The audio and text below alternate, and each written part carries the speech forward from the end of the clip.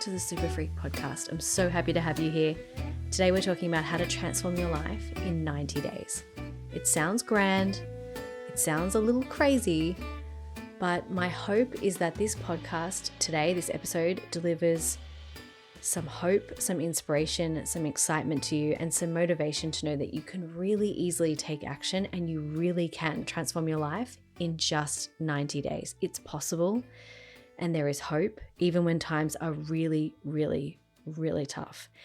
And that's where this conversation was inspired from today, because not only do I love the 90-day period of time, but I've been having lots of conversations with people, and times are just difficult for some. Not just some. Times are difficult for a lot of people. I think we're experiencing like a post-COVID, almost like a delayed hangover from that situation. And people are more tired. You know, the economy is different. It's an election year in the state. Like there's lots of things going on that are just, bringing people into a period of time where I guess challenges are heightened and accelerated. And yeah, it can really feel like things are tough. And when times are difficult, it's really hard to remember that they're temporary. So the power of 90 days, I want to speak to that for a moment. And even if you've heard it before, please listen again, because I mean, even with all of this knowledge, I can't tell you how many times even working with clients, they're so motivated and so excited in the beginning.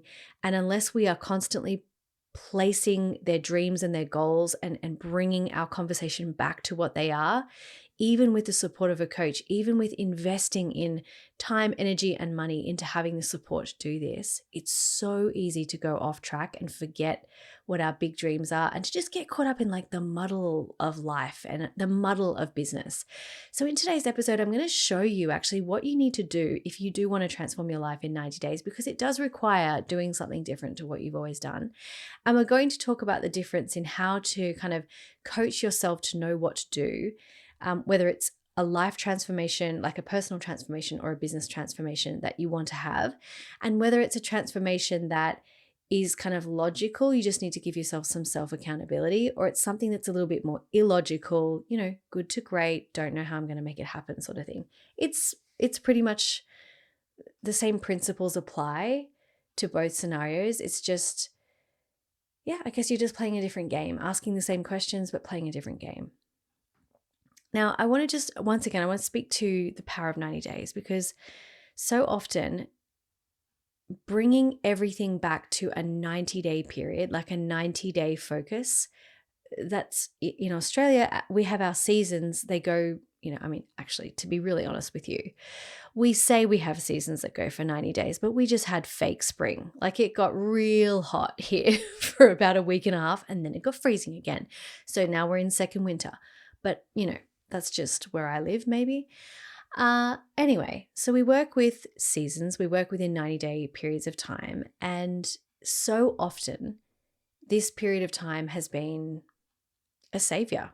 It's been a balm. It's given me hope. It's given me faith. It's given me the strength to keep going when I have felt like it's all too much or too hard or it's taking too long, like just working in 90-day increments. And like really sometimes it's just day by day when things are really, really tough. But it feels like an amount of time anyone can commit to and give the space to. It's short enough that it's, a year is too long. It's way too long. It's short enough that you can see the end. And if you think about a year, like January to April doesn't sound that far, even though so much can happen, but it's also long enough that, a lot can happen. Sometimes, life and business, it gets scary. And tough things can happen and tough times can occur, and you can go through different challenges, and it can really feel like this challenge will never end. I'm never going to get out of this situation. Or, maybe you're in physical pain. It can feel like the pain's never going to end. And it's really difficult in those times to remember that it's temporary. And it can feel like, life and business is just this really long, winding, confusing road that is sort of infinite. It doesn't have a particular moment of ending except for, the end. There's nowhere to like stop and take a rest. No one's really standing on the side of the road going, hey, take a bath, take a nap, have a snack. You deserve it. There's no rule book that tells you exactly what you should be doing and in exactly what order. And there's no party to celebrate when you reach a milestone where we have, like, we've got to do that stuff ourselves. And this is another reason why I love 90 days. I find that, year to year, I'm like a different person from one New Year's to the next. So trying to set my goals for a year in advance, I don't know, it feels way too far away and too hard to focus on that one vision for such a long period of time. But 90 days feels really, really doable. And it's an exciting enough timeline that I feel like I can commit to that. And I feel like if I can make a change in that 90 days, that would be so epic and so energizing and so transformative. Whereas like spending a whole year doing it's just too long. I think it's too long for most people. But 90 days, I mean, you can turn your whole life around. In 3 whole months, you could, like, let's play for a minute. You could start a whole new business. You could have a complete lifestyle and physical fitness transformation by finding movement that you love and working out and learning what works for your body. Like, you could have a complete health transformation from lacking in energy and not being able to sleep properly and skin issues to finding the right health person for you and trying something out and really seeing a difference over 90 days. You can transform your health. You could learn a whole new skill by taking like a 9 or 10 or 12-week course. You could become skilled in something new. You could advance your career. You could meet someone and completely transform your relationship. I met my partner one night. I mean, it always just happens once, doesn't it? And then within 90 days, I was living in another state, like living a completely different life that I did not see coming the night that I got onto the app where I met my husband. You could go overseas on a wild adventure. You could plan the adventure. You could go on the wild adventure. You could have the best time ever. You could come home, recover, go back to work, feel like you never left, and still be within that 90 days. You could write a book. You could develop a whole new online course. You could improve your emotional and mental health by building new habits so they stick, by seeking out therapy, by having transformational experience. Within 90 days, your life can look so different. You could shift your focus. You could make more money than you've ever earned before and know how to do it again. Like in 90 days, your business could look different. You could complete a renovation on your home. You could totally upgrade your website. Like, are you getting the point? You can turn your whole business around in 90 days. You could get the idea to buy a block of land, start looking, find something perfect, buy it, move it, and be settled in 90 days. You could sell everything you own and move to another country. It's an amount of time where your whole life can transform. It is long enough for the transformation to occur and for you to be settled in. And for most of us, we actually take that amount of time for granted because we're used to doing the same things every day. So the key with having a transformation in 90 days, this is the key.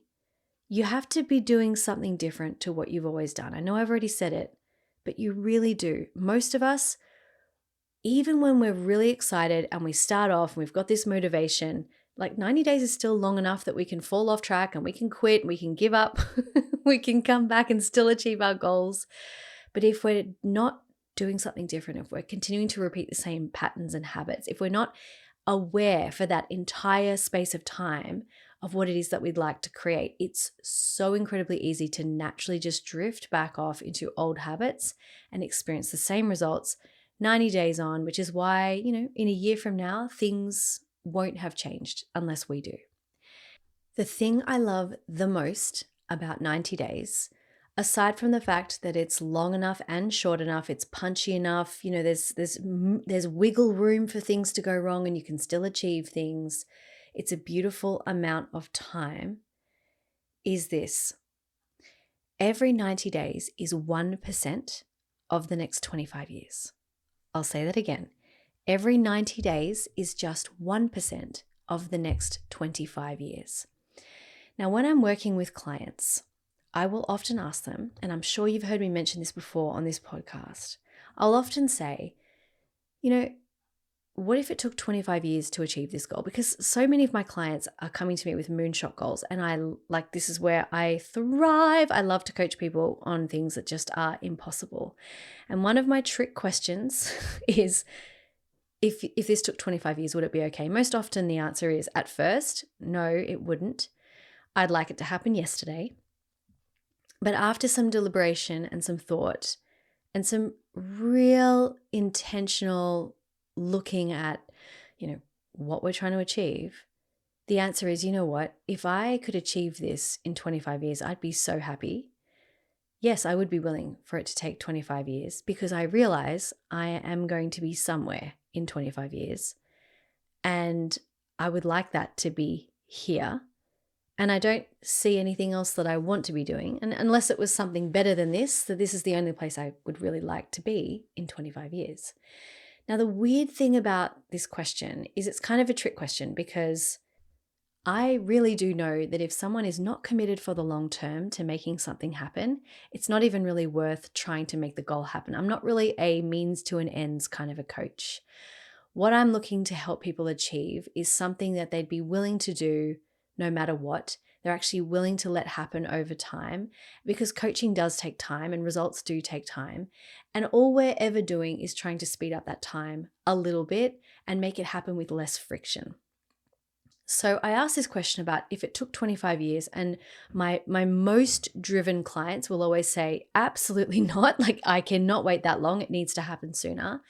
And that's the point where we start the coaching. Because one of two things are happening in that moment. If someone says no, we're not talking about something that they really, really, really, truly want, because something you really, truly want, you can wait 25 years. It's not going to take 25 years, but you are willing to let it happen in that amount of time. That's the first thing. Or they just don't realize that they've placed this made up timeline over when it needs to happen. And sometimes it is the made up timeline that is actually impacting a person's ability to be present, to think straight, to be creative, to get clear, to make decisions, because the pressure is too high, because the timeline is too soon. And all we're doing with this 25-year idea is blowing time out of the water. We're not necessarily putting it 25 years into the future. 25 years is so far away. When you think back to like who you were and where you were and what you believed and what you had done 25 years ago, just take a moment to think 25 years ago, okay, this is how old I am today. How old was I 25 years ago? What was I doing at that age? I think you'll realize it's pretty hard to comprehend the compounding effect of what's possible in another 25 years. Should we be lucky enough to still be here? When you think about how much has changed between the last 25 years and now. Think about this. The internet was barely a thing 25 years ago. The way you're listening to me right now, the way you have conversations with your friends and family, on FaceTime and through voice messages and smartphone, none of that existed 25 years ago. Social media didn't exist 25 years ago. It did not exist. Online learning wasn't a thing. My business in this form did not exist 25 years ago, for sure. In just the last few years, we've got AI, and we've actually had more movement in technology advancements in the last 10 years than we have in the last 100 years, which is problematic in and of itself, but it's not going to necessarily slow down. It's just going to get faster, which means that in 25 years, what's possible is quite incomprehensible. Like, we may be living the Jetsons life, and I'm showing my age by talking about that cartoon, but we really might be.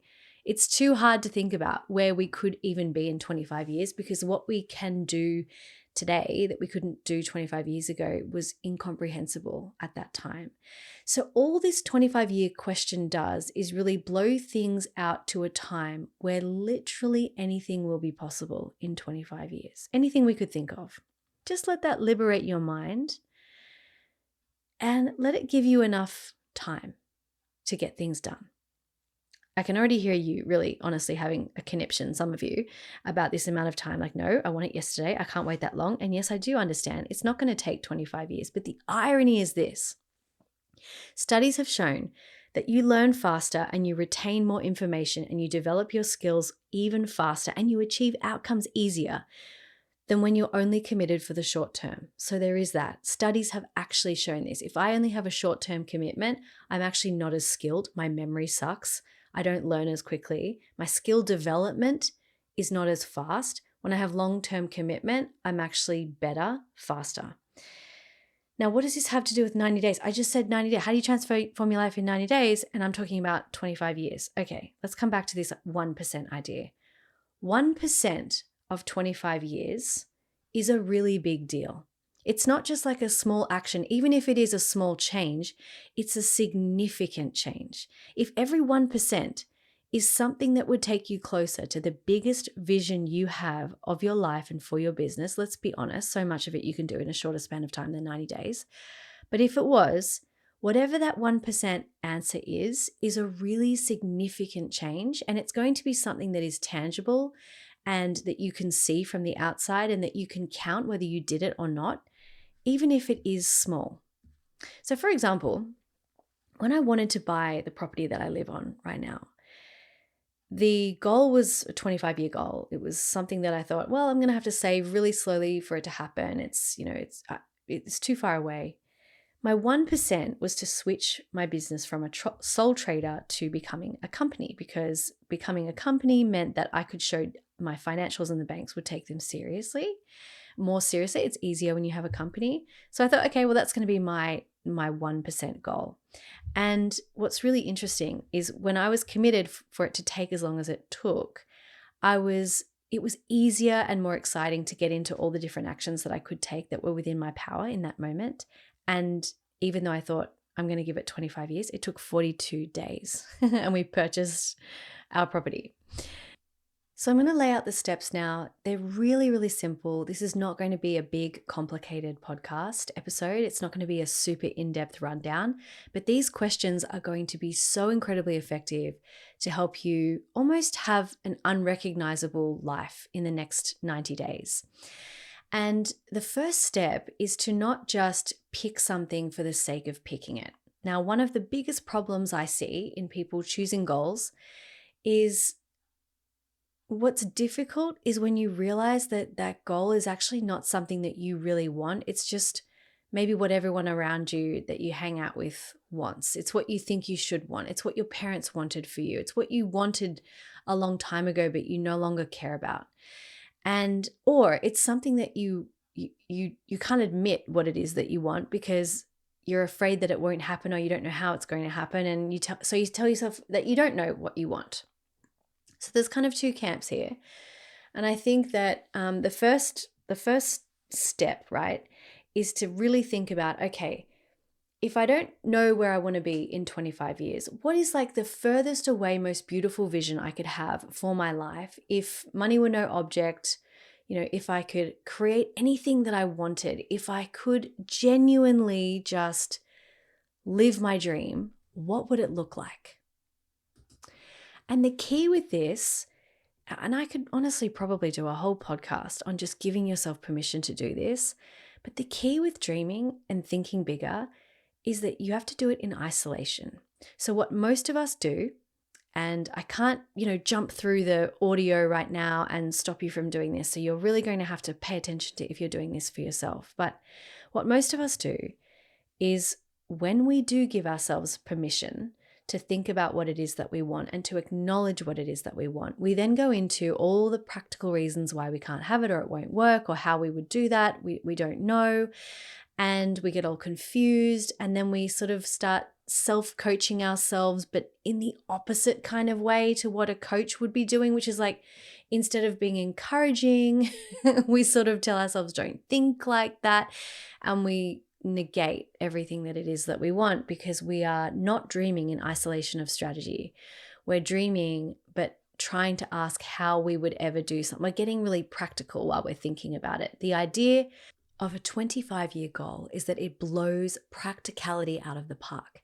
It's too far away for us to be able to comprehend like the strategy. We really overestimate what we can do in a year. We underestimate what we can do in 5. 25 is just a whole other level. So that's the idea between the 25-year goal.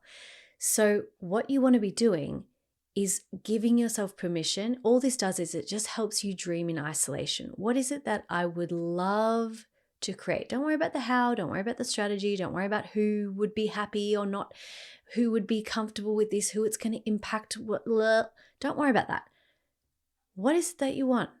What do you truly, honestly want? So don't just set your vision on the next 90 days based on where you are today. Your goals are a place to come from, not a place to get to. So we want to go backwards. Think about what it is that you really, really, really want. This is the first step. Set your 25-year vision. Let's just call it a 25-year vision. It could be, it could be further or less. It doesn't have to be a 25-year vision, right? You understand this is just blowing our timelines out of the water. And then ask yourself, what would be just 1% of that? Just 1%. That's all. What would you love to create in 90 days that would transform your life? Now, I'm fully aware that some of you are going to go, I don't know what I want.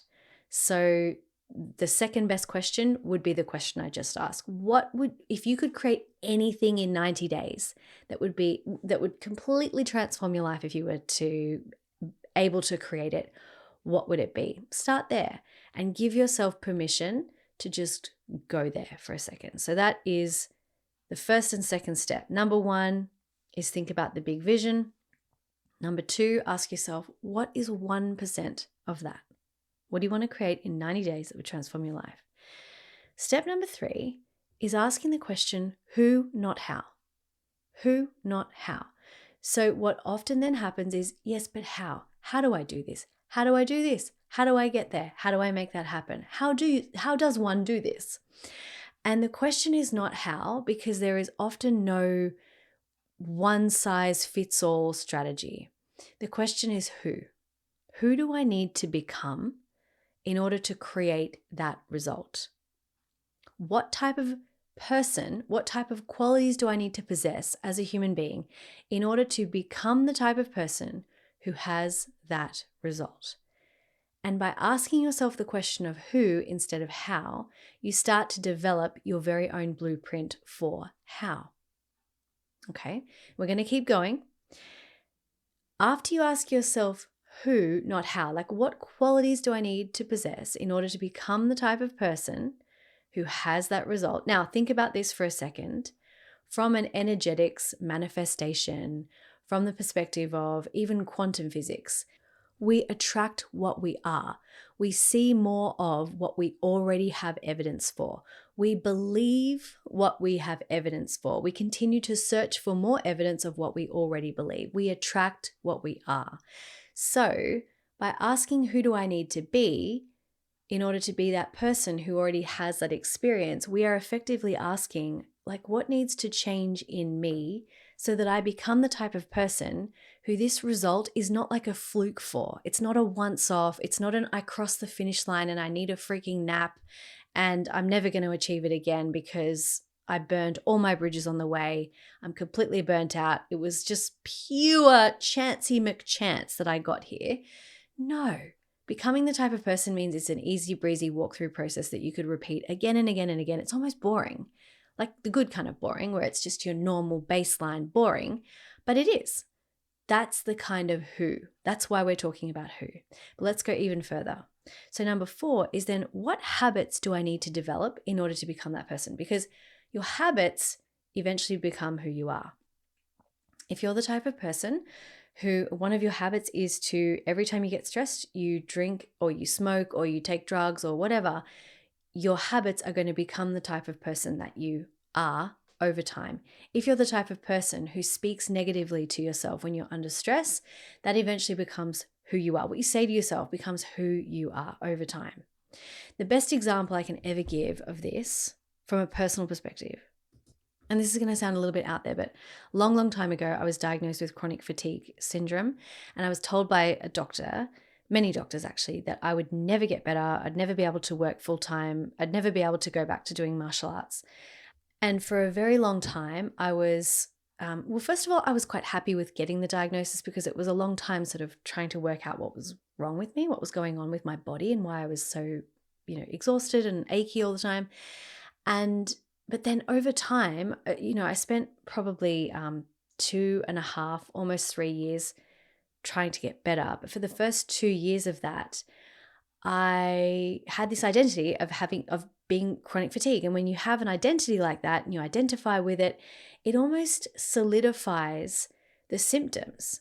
So at first, the diagnosis was very liberating for me until it wasn't, until it became a box that I was in that I couldn't sort of get out of. And one of many ways that I was able to overcome this illness that I had, that I was told I would never heal, was to stop where it felt safe to, stop actually identifying with having chronic fatigue, stop identifying as that, stop identifying as being someone who was ill and sick and had this, chronic illness that couldn't go away.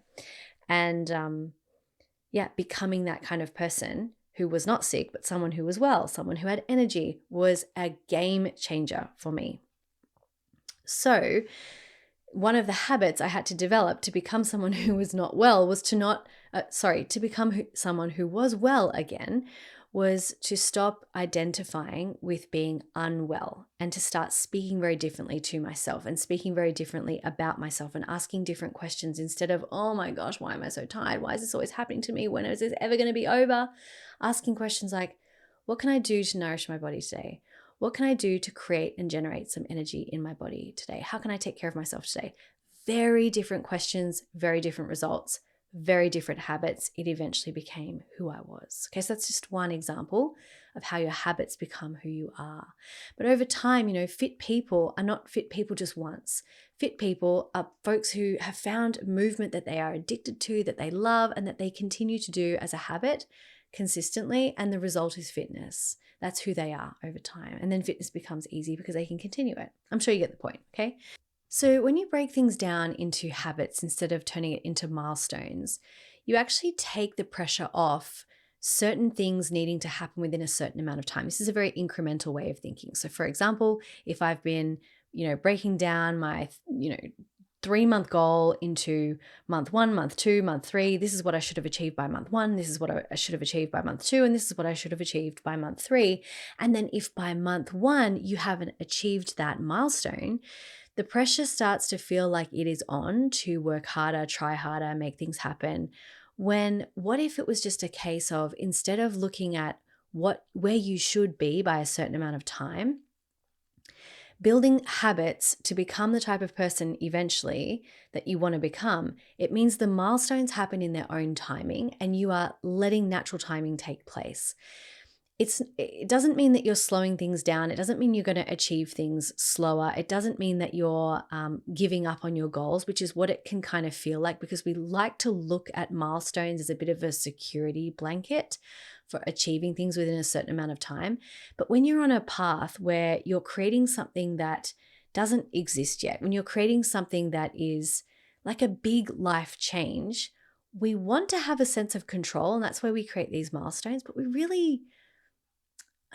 most of us just don't have the level of desire or discipline to be counting and tracking and monitoring every single movement every single day. And after 16 years of coaching, I can honestly tell you, when someone wants to double their income in business, let's say, and they're working with me, and they've got this goal and they want to do it in the next 12 months, and it's totally possible. It's right in front of them. They can do it. It's easy. But they haven't achieved, what would be 1/12 of that double income within the first month, they start to freak out like they're behind already. I don't think that's useful. I don't think someone who achieves the result that they want to achieve, being, having double the level of revenue in their business, is the type of person who freaks out over 1 month of not hitting a certain milestone. That person knows that they're going to fluctuate and that it grows and that it changes. You're getting my point, right? So this idea of needing to have milestones and needing to have moments that you hit is a very incremental way to look at this process. We're not looking at it incrementally. If you want to rapidly transform in 90 days, you can't be looking at things super incrementally. You have to have a long-term vision, even if it's a 90-day vision, and you have to have a moment-to-moment habit forming, this is what's within my power. This is what I'm going to do. So this is the value of habits, and habits that are not just habits for the sake of having habits because you read a book about getting up at 5 a.m. every day, but habits that are formed because a version of you that has what you want has dictated, this is who I need to become. And that version of you has then also just dictated what habits you need to create in order to become that person and have those results. Ding ding! This is a little halfway moment. I'm pausing this episode just so you know that if you love this idea of transforming your life in 90 days and you would love my support with this, you will love my masterminds, Bloom and the Fierce Salon. There are 2 tiers that you can join, and in both of these experiences, which go for 3 rounds of 90 days, so 9 months each, you get to practice this process 3 times over with my support. The Fierce Salon is for if you are already, you've got a track record of success, you're comfortable with business, you're making money, you might not be super confident, but you've got that kind of process down. You don't actually even have to be in business. You just want to go from good to great. The Fierce Salon is for you if that's where it's at. But if you are a solopreneur or service-based business owner and you're looking to start making your first round of consistent income, say $5,000 to $10,000 a month, then the Bloom Business Incubator is for you. If you want to know more, you can check out the links at the bottom of the episode. We are open now, and I would so love to speak to you if this is something that you're thinking about, which can be arranged. So book a call with me. Let's talk. I'm really excited to welcome you in. Let's keep going with the episode. So number 5 is then if I go to that place where I have already achieved the goal or achieved the outcome, either the 25-year version or the 90-day version, it doesn't matter. What have I actually done? What were the first 3 things that I did to make it happen? What did I do to overcome resistance? How did I deal with setbacks? Go to that place in your mind where the outcome has already been achieved. You can do that. You can close your eyes and you can imagine in whatever way you like to imagine.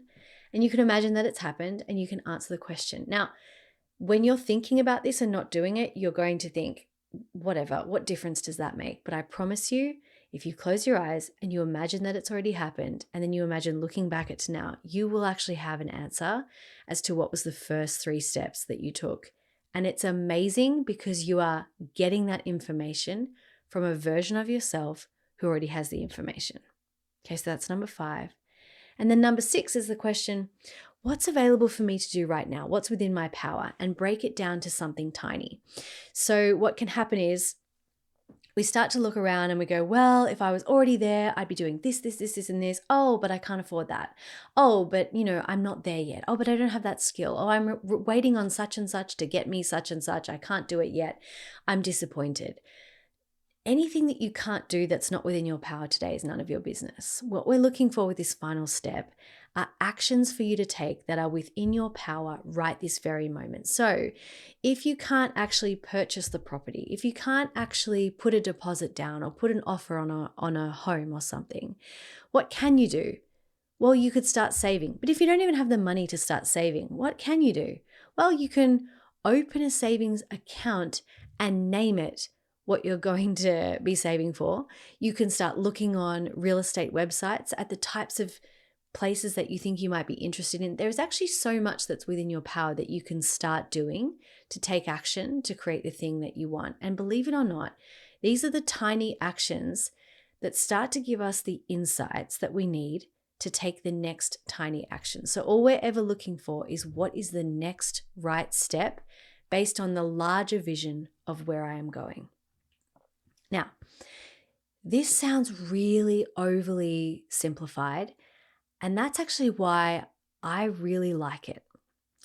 I think that sometimes we take the idea of transformation and we take the idea of changing our lives and making a huge difference and having a huge transformation, and we want to know every single logical step and misstep and plan, and we want to have that sense of security from making it happen in that way, and that just creates more complexity. And when you're creating something impossible, when you're creating something that you've never done before, when you're creating something that is way outside of your comfort zone, or it's a big change, or you actually have to intentionally change your habit in order to create it or to become that person and to have that result. When you're going for something that requires you to do something different every single day, you need it to be simple, and you need it to be fail safe, and you need it to have wiggle room for things to go wrong, because life is going to happen while you're achieving your goals at the same time. So having like a really rigid, solid plan that if you don't do, it means the end of the world is going to happen, or if you don't start achieving milestones really quickly, it means you're behind. I don't think that's a very robust way to create incredible transformation. In fact, what I've witnessed from the, I get to be the fly on the wall in so many people's lives. What I've witnessed is that when people can let go of the how and focus on the who, and let the how be determined by the habits that you need to develop and the actions that you can take in this moment that are in alignment with who, the results happen faster. They happen in very unexpected ways. They happen with so much more ease.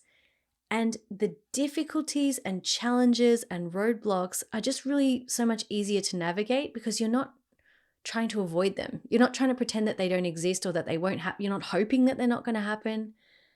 They're just there. They're just part of it. And you deal with them as they come. Okay, so let's think of some examples for a second. And in a moment, I'm going to go into how you can create a little bit more specificity around this. So whether it be life or business, how you can start really weighing up what are those first initial actions that you can take. But this is the larger, broader picture for now. So let's look at a couple of examples. Let's say that my dream ultimate 25-year vision is to own a property, an apartment in Paris, which happens to be one of my visions, to own an apartment in Paris. And I don't know how I'm going to do this. I have no idea. I don't speak French, not very well anyway. I can say you are eating a croissant. That's about as far as my French goes. But let's say that was my vision. The idea is not to know how it's going to happen. Once again, the idea is to ask, okay, what is 1% of that? It's not to look at how will I make this happen? How will I strategize it? How would this ever work? It's not it's not to get so caught up in that. It's to literally ask, okay, if that was a 25-year thing, and if 25 years is so far away that I can't comprehend, like anything is possible in 25 years, what is 1% of having an apartment in Paris? And because I'm kind of making this up as I talk to you, even though that is a real dream of mine, I would say off the top of my head, 1% of that would probably be, when I tune into where I'm at, it's probably just connecting with people that I know who have or finding people who have purchased something in France, or even just looking online at where I'd want to actually live in Paris or have a space in Paris that I could go to or frequent. My mind also goes to like, maybe I could just book a trip there so I could look around, but that doesn't feel like the 1% right now. What feels like the 1% is just getting my head around the lay of the land of what it looks like to purchase something in Paris or in France. The question, who do I need to become in order to create that goal? Now for me, who do I need to become to connect with those people might be someone who is curious. But I think I'd rather answer that question when it comes to the 25-year version of that goal, which is who do I need to become in order to be someone who has a place in Paris that I can just go to? And the answer is, for me, it's someone who speaks French and someone who is confident to set myself up and do something new in a whole other country that has different, ways of being. So a habit that I might want to develop is practicing my French, maybe with Duolingo every day, even though all I can say is tu manges un croissant, which means you are eating a croissant. Croissant. And to maybe listen to some of the French podcasts that I have where people talk about moving to France and what it's like to actually live their life over there and the difficulties and the challenges that they've had. Like that might just be a really nice 1% kind of a goal. So that's actually pretty simple. It's not hard, it's not difficult. I could probably push myself a little bit more with that 1%. So let's say my dream is a property by the ocean. And My business currently is a sole trader business, or it's set up to not be like a company, or there's different layers and levels that you can have of business in Australia. Sole trader is, when you're not a company. Maybe the 1% is turning my sole trader business into a company. The question I might ask is, who do I need to be in order to have a company? The answer might be a CEO. I need to think like a CEO. I need to be a leader. I need to be brave. What habits do I need to develop to become that person? Well, I might need to start develop the habit of having a financial date with myself every single week so I can learn to think like a CEO when it comes to business. It might be that I have a regular time where I work on my business instead of just in it, so I can make sure that the actual structure of my business is set up properly. It might be that I need to have a regular meeting with myself to check in on how I'm doing and how, if I have a team, how everything's doing as a CEO of the business. Let's say that my dream in 25 years is to be really healthy and flexible and well. So my 1% might be just starting to have a habit of walking every day and doing yoga once a week if I'm completely sedentary. Who do I need to be? I need to be focused on well-being. I need to be energized. I need to be enthusiastic. I need to be someone who is prepared, who loves walking. So what habits might I implement? Well, I might implement a wind down routine every day and every night so I get into bed and I sleep well and my clothes are ready for exercise the next day. I might develop a morning routine. I might develop a habit of drinking water. I might plan my meals. But let's add some more detail to this, right? So we're kind of coming from I'm looking at the 25-year goal. I'm making up what could be my 1%. If you're someone who's thinking, well, I need a little bit more practicality than that, let's talk about how you can create that for yourself. So there's something in the coaching sphere called the Wheel of Life. I don't know if you've ever heard about this before, but the Wheel of Life is, a bunch of areas of life, say relationships, spirituality, career, money, health, finances, hobbies, home, work, whatever, different areas of life. And what you do with the Wheel of Life is you look at the different areas and you kind of rate them out of 10. And 0 being it's not good, and 10 being it is the best it could possibly ever be. And the idea of the Wheel of Life is the areas that are just like a wheel, the areas where it's rated the lowest, they're impacting how smoothly the wheel goes around. They impact everything else. So if you start with kind of the lowest hanging fruit, the things that are rated the lowest, and you improve them bit by bit, the wheel slowly becomes more circular and more rounded and more holistic, and everything improves in your Wheel of Life. Now, this is a great way to start thinking about, okay, if I'm not really sure 100% of where I want to be in like 25 years, I don't have that dream just yet. You can start to look at the different categories and areas of your life and to look at what would make them all a 10 out of 10. Now, what I like to do with my clients is, rather than having like a generic set of things, I ask my clients, what are the areas of life that are really important to you? Give me like 10 areas of life, 8 or 10. It doesn't have to be that many. And they'll list them out, and then we rate all of them out of 10. And then we ask, what would you need to do or change or have in order to improve that by just 1 or 2 points? And that becomes their plan over the next sort of 90 days. For whatever each of these areas of life are, there's like a step that they can take to transform everything in the next 90 days. But with all of that said, I still go into the habit of asking, like, if money was no object, 25 years time, what would you love to create in your life if you could create absolutely anything? Because coming from that place then to the Wheel of Life, your answers are going to have a little bit of a different context. So that's the life side of the Wheel of Life. But the other thing you can think about is business. So with business, there are lots of different wheelhouses or areas of business that when you improve one part of your business, everything else benefits as a result. Now, what happens is, when I'm working with people on their businesses, most of the time they're only focused on one specific area and they think that is going to be the solution to all of their problems. So for example, one place that I see a lot of businesses tend to focus when they want to grow their business, when they want to improve everything, when they want to, quote, take it to the next level, is they start thinking about marketing straight away. Now, people with great businesses who are already successful, when I really look at the wheel of their business and all the different moving parts of the business, what often becomes apparent is that marketing is not the place that they're going to get the biggest bang for their buck. What's often happening is that their expenses are really high. They can pull more profits by lowering their expenses. They have a really amazing engaged audience. They have people who have already purchased from them before. They can go back to those people and offer them something else and serve them even better, which costs them absolutely nothing. Like, there are so many places you can go inside of a business. And then there's the case of, okay, well, I've grown this business, it's doing really well, but it feels really chaotic and really messy, and I'm absolutely knackered at the end of the day. And that's when we can start to look at like business housekeeping, looking at the internal side of a business and going like, how organized is this on the back end? How nice is this to be as a place to work every day? Is it just pulled together with, duct tape and grit and gumption, which is what my business was for a very long time, because that's what happens when you're scaling sometimes? Or is it just a really, really lovely, calming, soothing place to walk into that feels really great and really supported?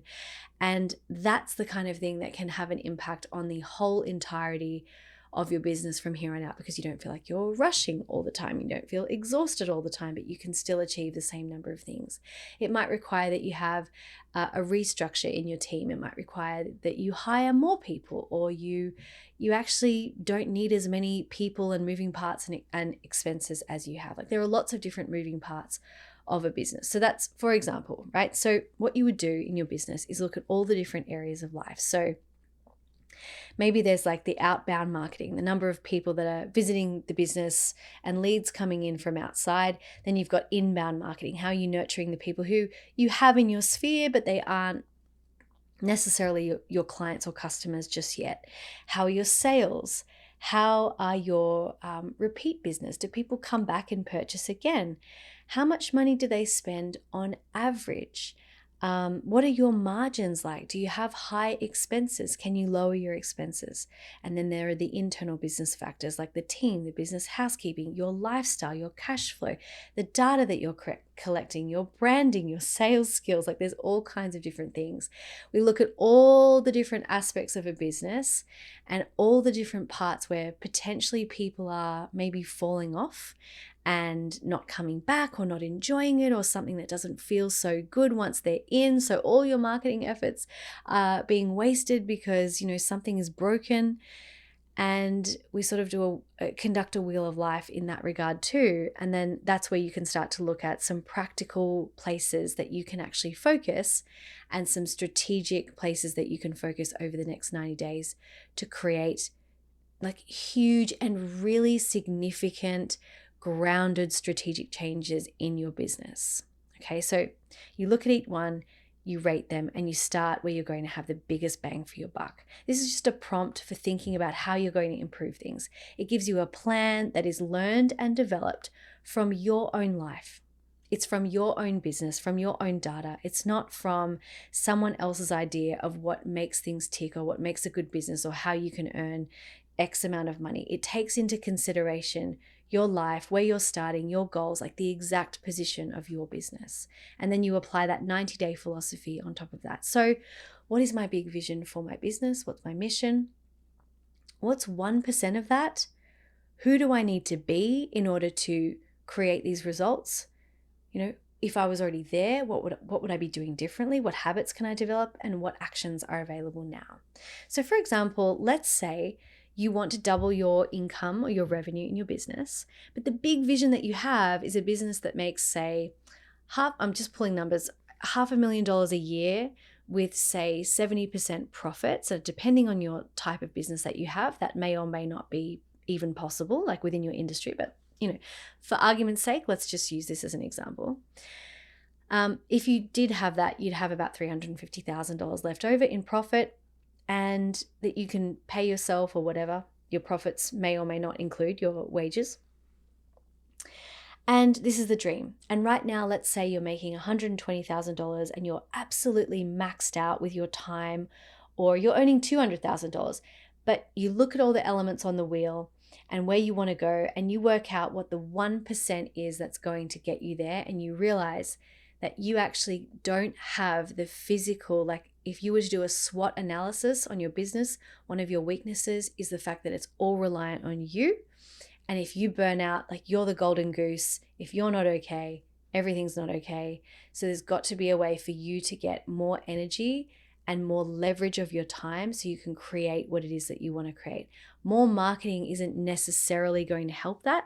It might not, but to really have a look holistically at your life and your business and make that decision. And then from there, who do I need to be? What habits can I develop? What actions are available now?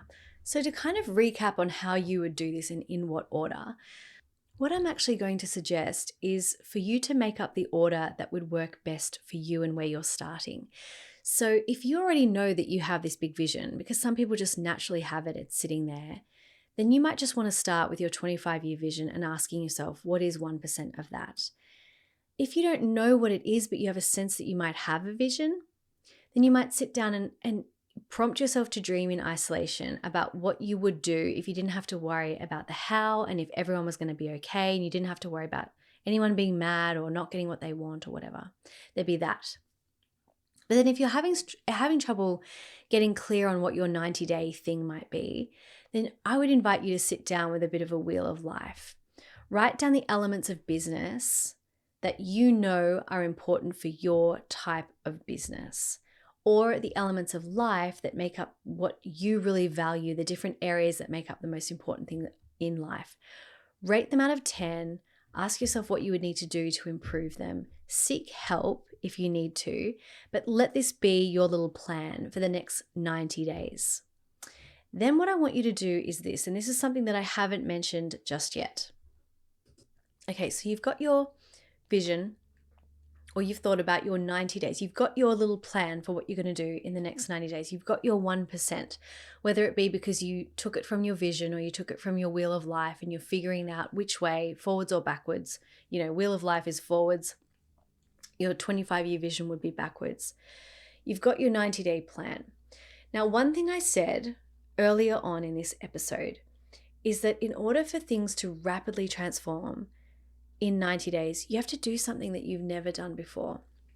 What I want to emphasize in this moment is that it is crucial that every day, or as often as possible, it could even be multiple times a day for you, if that's you, we need to be directing our thinking so that we remember this goal that we have set in the next 90 days. Make one of your habits every single day feeling into, envisioning, or looking at your goal. You have to stay connected to it, keep it present, and keep it front of mind. It will blow your mind how quickly and easily you will forget all of your wonderful plans. You will make them one night, you will wake up the next morning, and you'll forget that you even said them. So one thing I know for sure, this is a habit of human beings. We get excited, even with a coach, we get really excited, we start, and this happens in my coaching programs all the time. Let's say it's 6 months, 9 months, 12 months. I will always point out to my clients, okay, it's been 90 days. And every time, without a doubt, they go, what? It's been 90 days? Or I'll say, we're halfway through our program. They say, what? How are we halfway through our program? Because we completely lose track of our perception of time and where we stand within it. It's this really bizarre thing. It's so beneficial to have someone to plot time with us and hold us accountable in a sense of time and keep us aware of time and where we are in relation to beginning and end. Because something happens, I don't know, it's like an energy thing, or I really don't know. What I know for sure is people can be in my programs, and for so much of it, it looks like nothing is happening. And then right towards the end, it's almost like they're so aware that it's about to end that all of a sudden, all the questions that they need answered get answered, or the actions that needed to be taken really finally get taken. Like this awareness of time actually occurs. And so one way we try to make sure that that happens, like actually manufacture it, is by having like 90-day or seasonal practices built into the coaching program. So I'm constantly reminding people it has been 90 days. It has been, we're 2/3 of the way through our program, where, we're halfway through, whatever it might be, because it just blows my mind that even with this focus, we still forget. So one of the most powerful habits that, in my opinion, you can develop is just a very regular, every morning when you wake up, if you have a vision board, look at your vision board. If you have like an audio that you like to listen to that reminds you of where you're going, listen to your audio. If you like to visualize. If you like to read affirmations, whatever it might be that connects you to the big vision.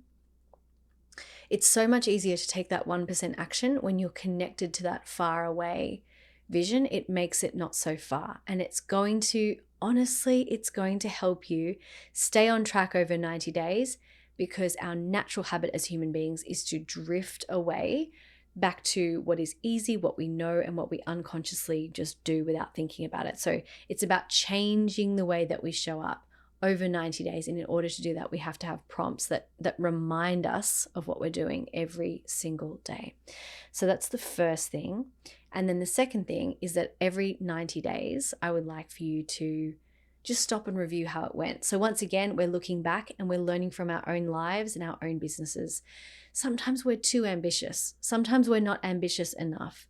Sometimes things worked, sometimes things didn't. Sometimes they worked because we had a windfall. Sometimes they didn't work, not because we didn't work hard enough, but because something really challenging happened. And it's really important to go back and review and have a look at what worked and why it worked and what didn't and why it didn't, so that you can make deliberate and strategic decisions. You can make strategic visions and decisions for the next 90 days while learning from your own past. You're not basing your strategy off someone else's made up idea of what will work for you. You're basing it off of where you are, where you're going, and what it is that you need to do as your very next step. It's a brilliant way to coach yourself, and it's a brilliant way to create shifts and changes. And you can do all of this and create amazing results within just 90 days. Now, what I'd love for you to do is, if you're not there already, go to my website, where the list of questions is going to be underneath the episode. And I'd love for you to just block out a time in your calendar, give yourself 30 minutes, 15 minutes even if you don't have 30 minutes. Take yourself somewhere, buy yourself a nice drink, and just sit down and work out, what is it that I want? What might be 1% of that? And start asking the questions. You might not have answers straight away, and that's okay. The important thing is that you engage with it. Then think about, okay, what's 90 days from now? Count it out in your calendar and set yourself up so that in 90 days' time, you actually put another calendar event in your calendar that says, I'm going to do my 90-day review. I'm going to look back on the last 90 days and see what worked and what didn't, and how much of this wheel or this 1% have I actually achieved. And I promise you, if you get into the habit, I've been doing this for years, it's made such a difference in my life, in my clients' lives. If you do this every 90 days, within a few years' time, you'll start to realize you've achieved more than you possibly ever thought you could, and you've been able to turn things around when they've been challenging and hard, because you simply learned from your own experiences and made your own plans from your own visions and your own ability to see your life and your business from a 30,000-foot view. It's so beneficial. So I hope you've enjoyed this episode today. Remember, everything you want is so much closer than you think. It could just be 90 days away. And I really hope from the bottom of my heart that this has given you a little bit of hope, a little bit of excitement and encouragement, a little bit of inspiration, and a reminder and some faith that you can keep going and it can turn around. If things are challenging right now, it's only temporary. If you want things to improve, it doesn't have to take forever, and you can have such incredible results in 90 days with a little bit of focus. So head on over to my website and leave me a comment, read the questions, leave me a comment underneath, let me know what your vision is. And I'm really excited to read those comments. I'm excited to hear from you in general. I really genuinely hope this episode has helped. Remember, everything you want is so much closer than you think. So stay curious, stay open, Keep going for the next 90 days and then review at the end, and I'll see you in the next episode.